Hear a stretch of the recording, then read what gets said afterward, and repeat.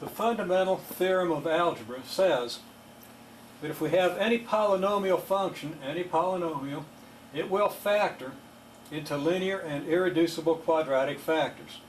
This doesn't mean it factors with integers. It doesn't mean it factors with even rational numbers, but it factors. It can be written as a product of linear factors and irreducible quadratic factors.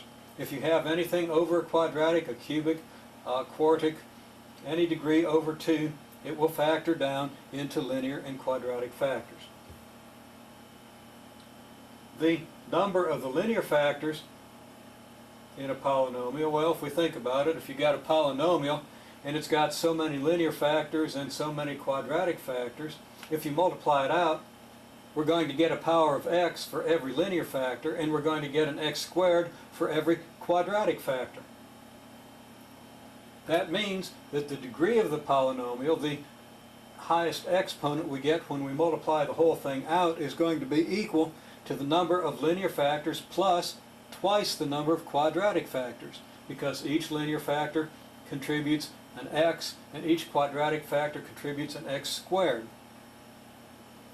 From this, and you can read exactly how we might state this, but the number of linear factors in a polynomial is going to equal the degree of the polynomial minus double the number of irreducible quadratic factors.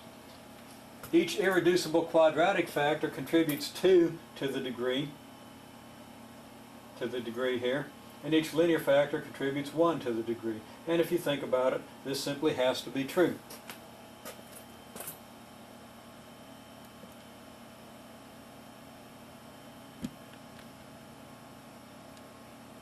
Now we're going to make a statement here that the multiplicity of a linear factor is equal to the degree of the polynomial, which approximates the function near the corresponding 0. What's that mean? The multiplicity of a linear factor is how many times it occurs. In the example we just saw, we had x minus 1 cubed. The multiplicity of the x minus 1 factor was therefore 3. And the degree of the polynomial that approximated the function near that 0, near the 0 at x equals 3, was 3. We had a cubic polynomial. Remember, it came up, leveled off, and went up, just like a cubic polynomial.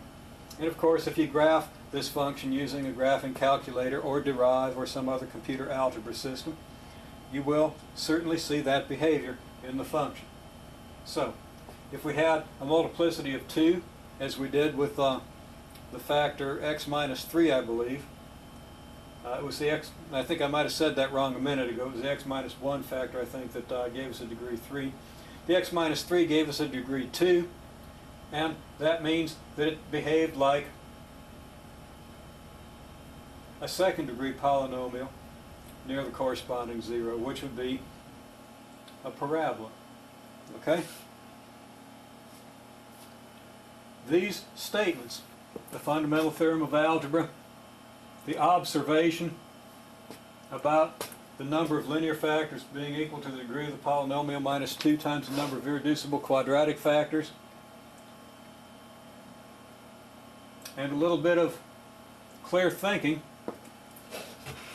tell you just about everything you need to know about polynomials, except perhaps how to factor them.